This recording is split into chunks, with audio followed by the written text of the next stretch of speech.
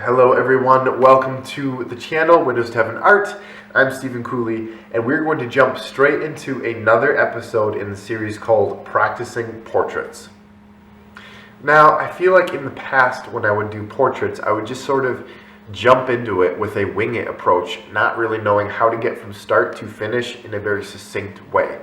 So in this episode, we're going to paint a digital portrait together and hopefully establish a methodology, if you will, of how to get from start to finish in a quick, succinct way, as well as talking about some other things that have to do with portrait painting as well. So let's jump into it.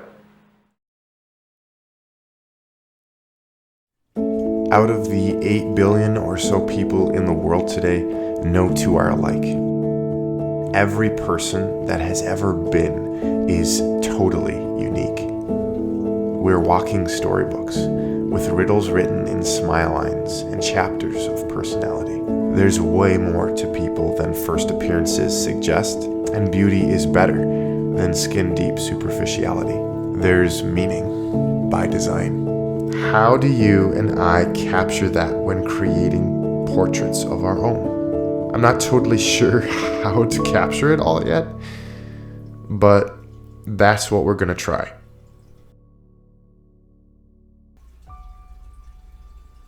Because painting digitally is so much like actually painting on canvas, I like to start out with a toned canvas resembling burnt sienna.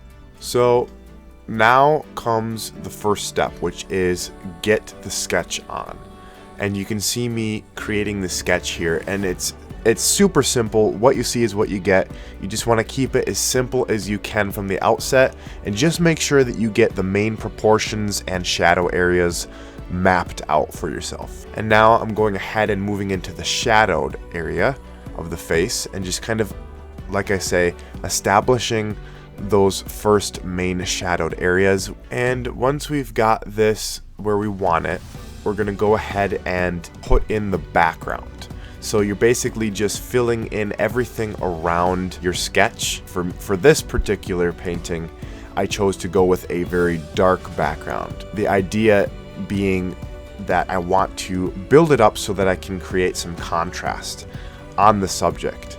So that's why I chose a very dark background to fill in. And I said this before in the other practicing portraits video, the first one in the series, that at least for what I've learned so far, it's best to keep the background relatively indistinct, with the idea that a blurry, indistinct background will help draw the eye into the focal point, which is the person. At these early stages in the painting, I am starting to really build up the shadows first. I think I mentioned in the previous video that I like to kind of start with the dark portions of the face, and then after that I like to put in the highlights. And when I say highlights, I mean the highlighted places of the face. So there are some highlights that are going to come in the detail stage at the end of the painting. That's not what I'm talking about. I like to start with the shadows of the face first, and then I think it helps me to judge what the highlighted portions of the face are going to need to be after that. And then once I get that all kind of settled, that's when I'm able to put in those finishing details.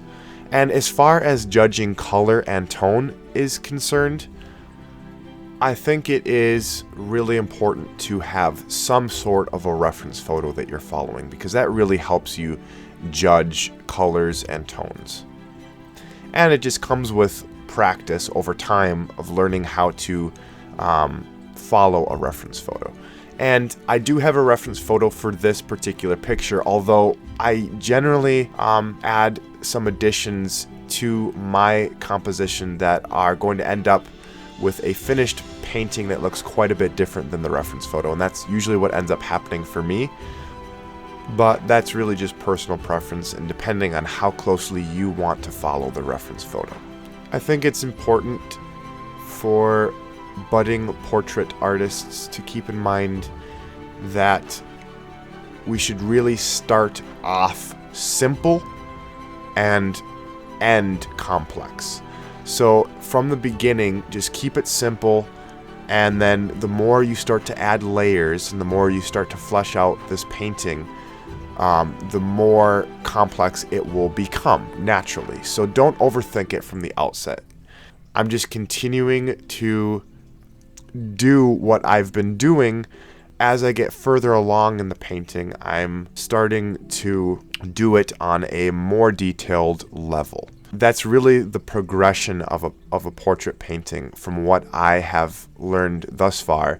Is you start out working with a bigger brush and you just kind of start out really simple, and then the deeper you get into it and the more layers that you add onto it, you start to work in a more deliberate, pinpointed, small scale way that is getting more and more detailed as you start to boil the image down and refine the image. And it is amazing to note as well that, and I've found this out from doing portraits myself, that because people grow up looking at people's faces, you know, from the moment you're born until you're older, your eye is very familiar with faces, even just without even really realizing it. And so when you're looking at a portrait of somebody, the smallest changes in the spread of your mouth or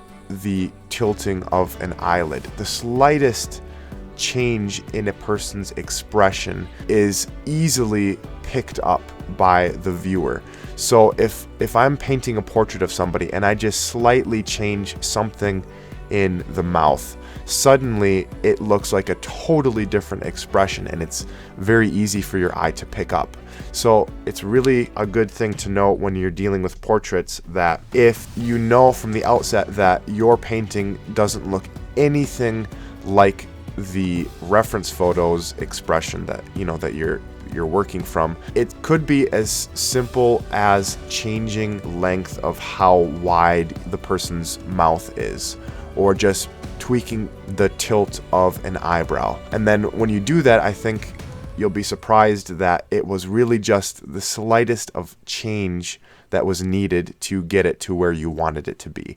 In other words, don't give up on your portrait if it looks completely wrong. Just work with it until your eye picks up on the fact that, okay, now that looked a little better. The more you do that, the better you get at doing it. Okay, now, so we have the light source coming in kind of from the right hand side of the painting, and it's coming from behind the person here. So the light is going to be shining through her hair in a unique way that I really wanted to capture, and I was surprised at how simple I was able to capture it. And it was basically just painting a very highlighted form of the hair all around her head.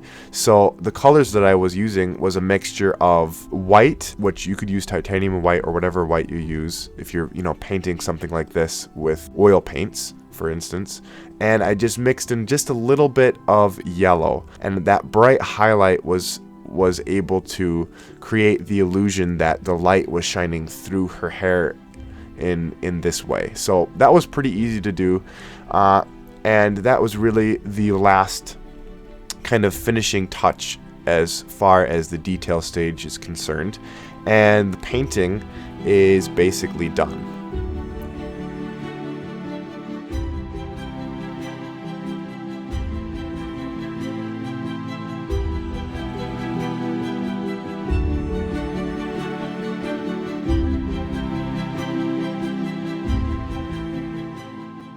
Well, that about sums up our video for today. Thank you so much for watching. It was a real pleasure to have you in the studio with me today, and I hope this video was beneficial to you as an artist. If you liked the video, be sure to leave me a like, hit the bell, and subscribe for future videos. Until next time, God bless you guys. We'll see you later.